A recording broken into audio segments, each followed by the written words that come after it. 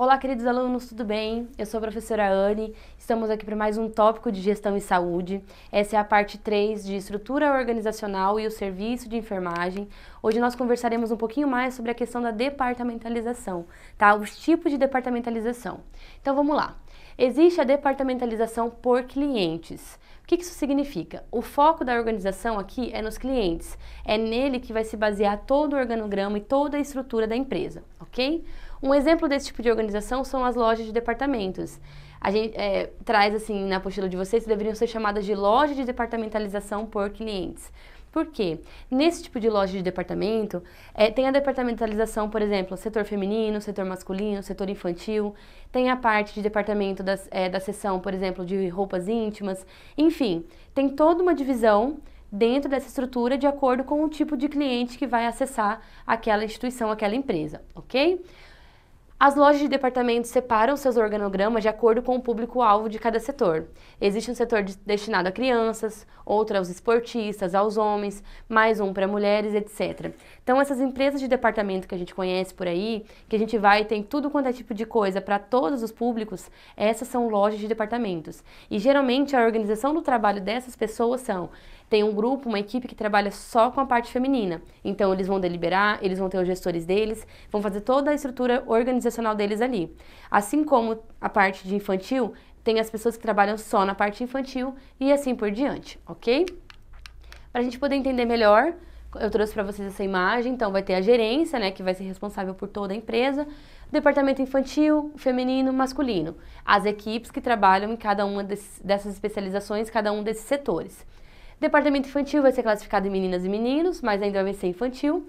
O feminino, adolescente, jovens adultos, enfim, assim por diante. Isso quer dizer departamentalização, ok? A gente vê muito em supermercado, às vezes tem a departamentalização também, por exemplo, só a parte que tem produtos de limpeza, só a parte de laticínios, só a parte de produtos de cosméticos, por exemplo. Então, isso tudo é a departamentalização, ok?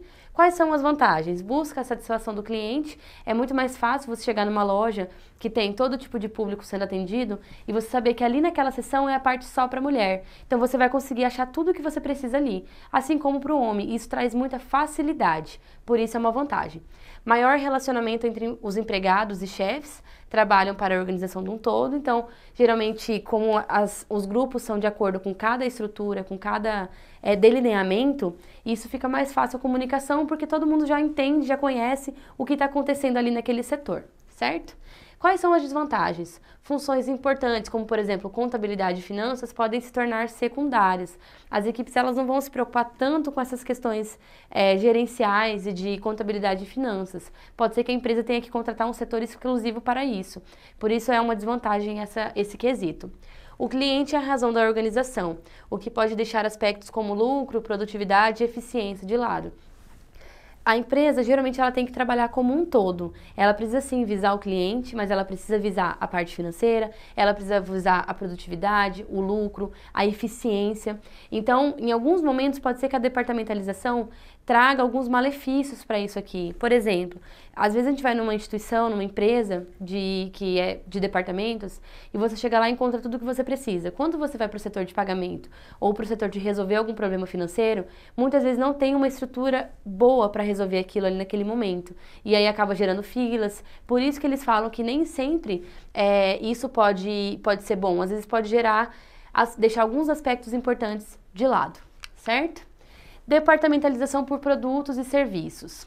Nesse tipo de departamentalização, a organização se divide pelos produtos ou serviços oferecidos aos clientes. Os supermercados, por exemplo, que eu já falei para vocês aqui, é um tipo de departamentalização por produtos ou serviços, né? Ao invés de dividir a empresa por funções, a alta cúpula decide dividir de acordo com seus produtos, né? Então, por exemplo, como eu já falei, setor de hortifruti, setor de laticínios, enfim, setor de cosméticos, e assim eles vão fazendo essa divisão e vão delimitando a empresa de acordo com os produtos e serviços a qual ela disponibiliza. As instituições de saúde podem ter esse tipo de organização, cardiologia, dermatologia, oftalmologia, reumatologia, etc. Então, dentro da oftalmologia, por exemplo, vai ter o setor que faz os exames, vai ter o setor que faz as lentes, vai ter o setor que faz o óculos. Então, existe essa departamentalização através da especialização, tá? Como eu falei, a questão do supermercado, por exemplo, tem a diretoria, vai ter a questão dos laticínios, o açougue, né, a questão dos hortifrutis. Então, frutas, legumes, verduras, tudo isso vai ter uma subdivisão, mas inicialmente ele vai ter uma divisão aqui por departamentos, ok? Aqui eu trouxe a estrutura mais voltada para a parte hospitalar. Vai ter a diretoria, como geralmente é, isso seja num consultório, seja numa instituição hospitalar, seja numa instituição especializada. Cardiologia, aí vai ter na cardiologia os médicos, os enfermeiros, a equipe de apoio.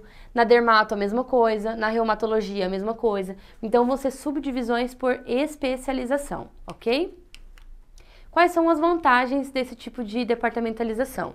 Maior especialização, que pode ser uma vantagem ou uma desvantagem. No caso da questão hospitalar, pode ser uma vantagem muito grande, porque vai ser dividido por departamentos. Então, as pessoas sabem exatamente o que tem que fazer, tem alguns procedimentos e alguns exames que são mais complexos, e tem que ter pessoal especializado mesmo, ok?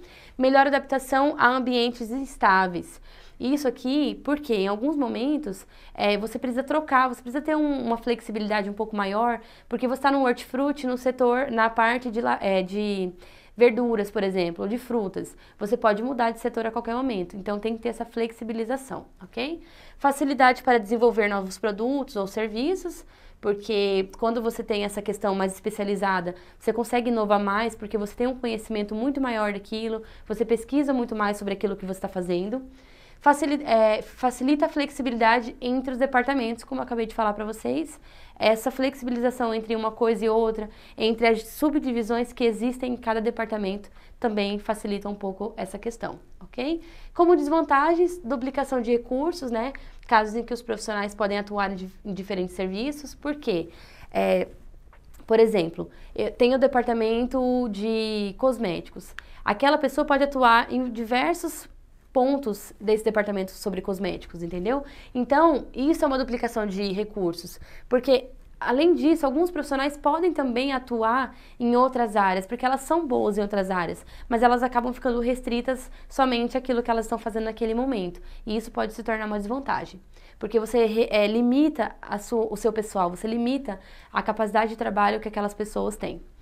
Se a empresa lida com pouco mix de produtos, aumenta o custo operacional. Por quê? Se tem um mix pequeno de produtos, mas você tem ali a departamentalização e tem muitas subdivisões, você vai precisar de muitas pessoas para trabalhar, geralmente com uma qualificação maior, que geralmente é o que as empresas querem. E isso pode aumentar, sim, o custo de toda essa operacionalização, de toda essa execução. Ok? Então, por hoje é só. Eu espero que vocês tenham entendido bem esses conceitos de departamentalização. Eu acredito que vocês tenham conseguido visualizar algumas dessas empresas que eu falei para vocês, alguns cenários e vivências que vocês já tiveram, que isso vai facilitar grandemente toda essa questão e todo esse entendimento sobre essa parte de estrutura funcional e organização das empresas, ok? Eu te vejo então na próxima aula. Até mais. Tchau, tchau.